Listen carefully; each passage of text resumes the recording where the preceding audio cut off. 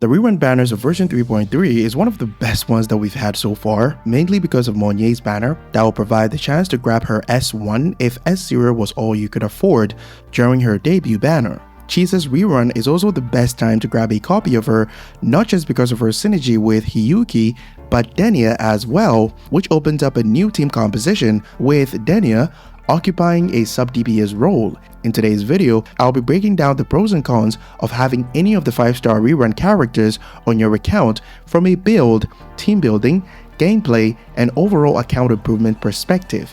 Let's start with Mornye. Her kit design is a bold middle finger in the game because of all the buffs that she can provide from her base kit is pretty much useless without S1.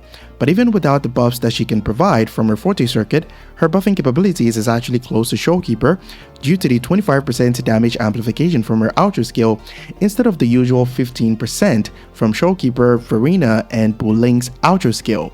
Mornye is usually much better suited to pair with DPS units that have other ways of obtaining crit rate because unlike Showkeeper, Mornye does not provide any crit rate buffs which can potentially reduce the damage dealer's damage output if their build is not well optimized. So technically she's a universal buffer, but any unit you pair with her should at least have a 75 to 80% crit rate for high consistent damage output. She can do Tune Rupture damage just like Lene, and it synergizes really well with her 50% off-tune build-up rate that allows you to tune break faster to do the Tune Rupture damage, which is not a lot of damage by itself, but it comes in really handy when it's needed to get rid of attribute resistances in endgame content. But the off-tune build-up rate, which is needed for you to benefit from the superior buffs in her Forte circuit, can be countered by enemies that have the ability to lock their off-tune level like Lumpy Lumen and Mechabomination for example,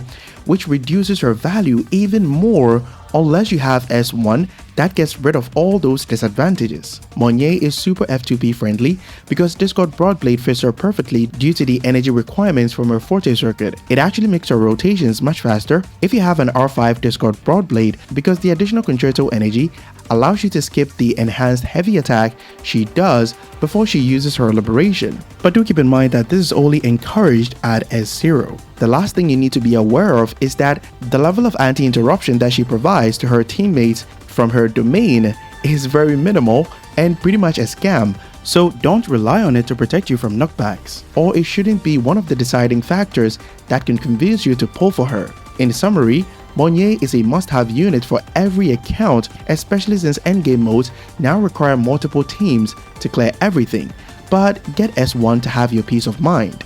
Iuno. She's mostly regarded as the Augusta sub-DPS, but that's not entirely true.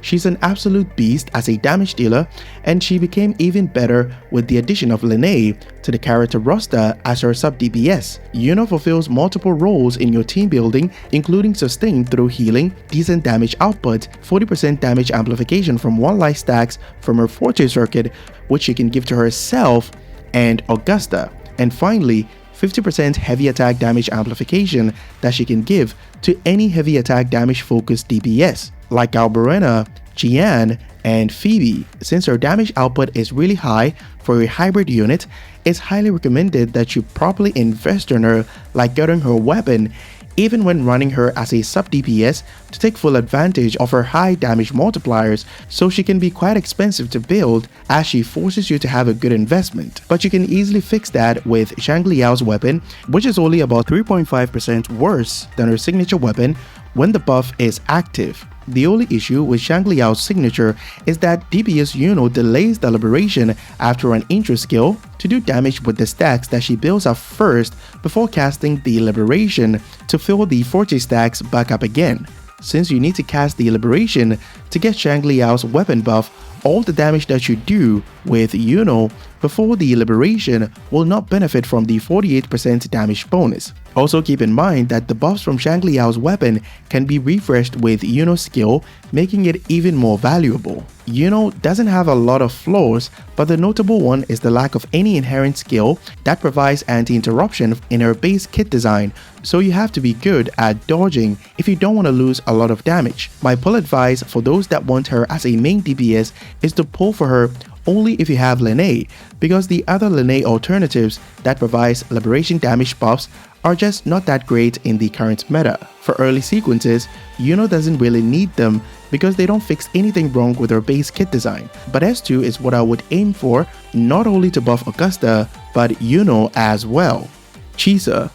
Those that pulled for Chisa on her debut banner, including myself, felt like buying Bitcoin in 2009, not that I bought any myself, because she didn't have that much value other than those that preferred to play her as a DPS unit when she first came out. Her buffing capabilities to DPS units like Zani and Cortethia on the current roster is actually very small compared to the buffs that sustain units like Shorekeeper and Arrow Rover could already provide. But her value is about to skyrocket in version 3.3 since Hiyuki utilizes Glacial Chafe negative status to do damage, and Denia also utilizes Fusion Burst to do damage as well. This suggests that Chisa will be irreplaceable in negative status teams in the upcoming versions due to her ability to grant defense ignore to any unit that can apply negative status effects, and even increase the amount by 3 from her Ultra skill if Hiyuki needs more to do damage, which is most likely based on the current roster of negative status units.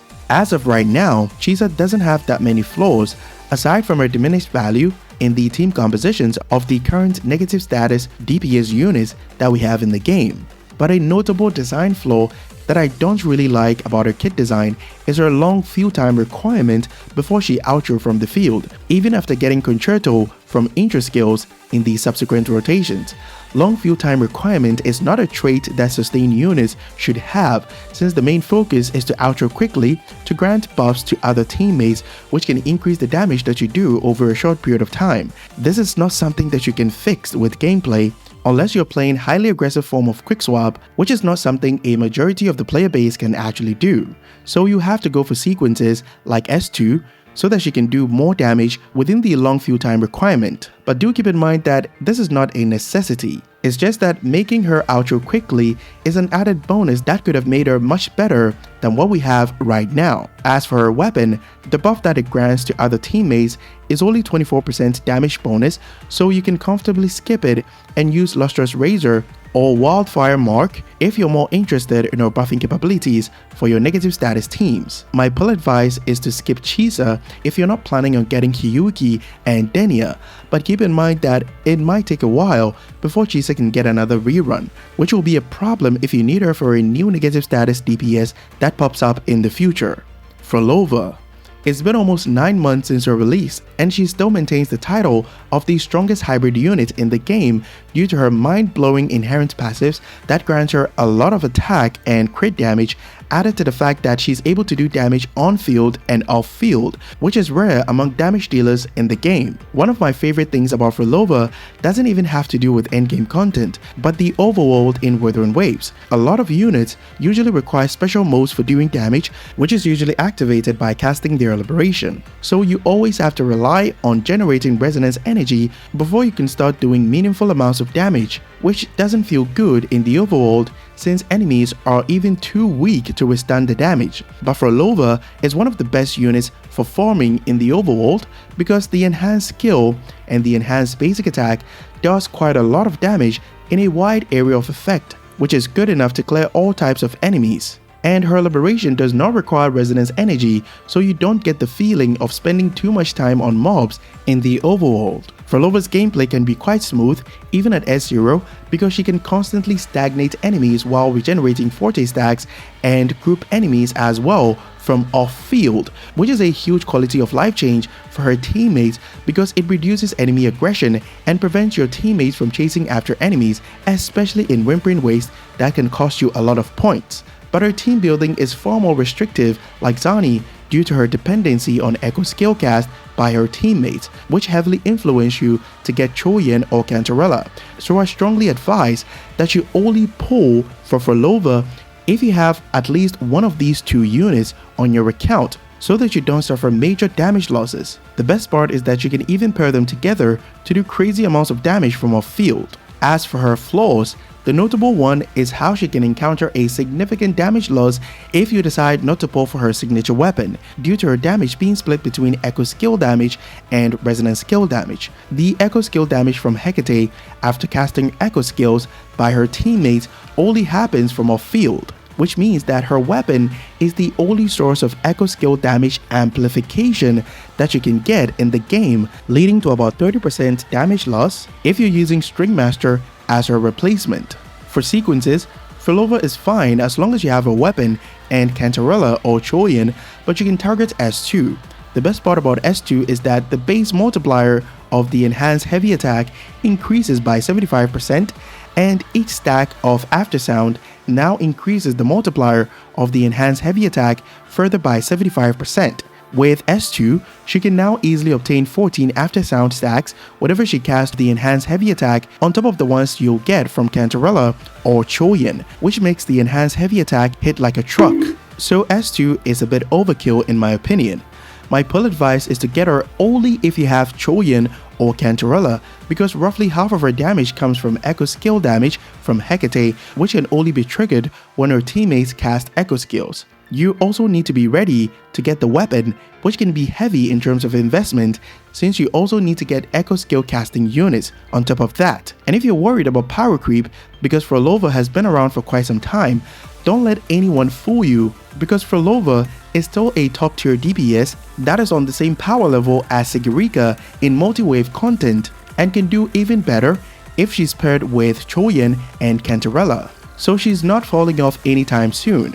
Don't hesitate to get her if you like her instead of Hiyuki or Denia, as long as you follow all the requirements that I talked about earlier. Our Discord link will be in the pinned comment if you're having any issues with the game, help with your build, or you just want a place to chill or hang out. I'll catch you guys in the next one. Bye bye.